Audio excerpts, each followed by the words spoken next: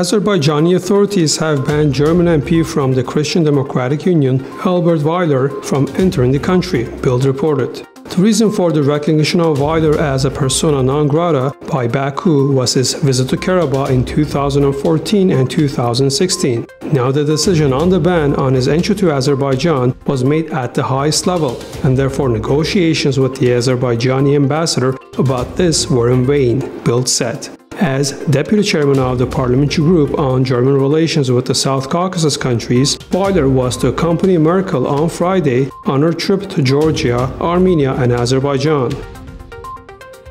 Armenia's Electoral Code will be adopted either in September or early October.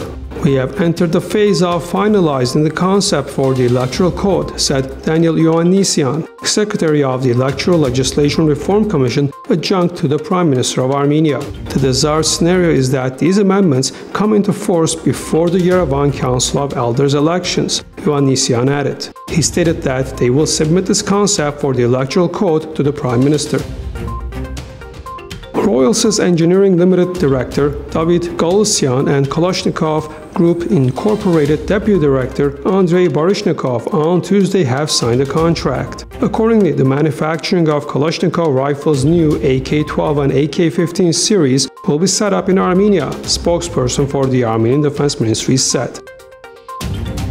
Within the framework of his visit to Armenia, Deputy Director General of the Foreign Ministry of Israel, Alexander Ben-Zvi, paid a visit to the Armenian Genocide Memorial in capital city Yerevan, Arman Press reported.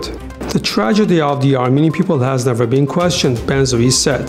There is a historical question how to call it, but what had happened is a fact that is accepted by all. This is not a matter of making it a topic for political discussions. Let the historians decide what name to give to this tragedy. Armenia's Chief of Police, Valery Osipian, has provided some clarifications on the ongoing search for former Defense Minister Mikhail Harutyunyan. Osipian confirmed that Harutyunyan was being sought, but not by the Interpol. He added that law enforcement officials still do not know the whereabouts of Mikhail Harutyunyan. Ex-Defense Minister Mikhail Harutyunyan has been charged with the framework of the criminal case into the March 2008 tragic events.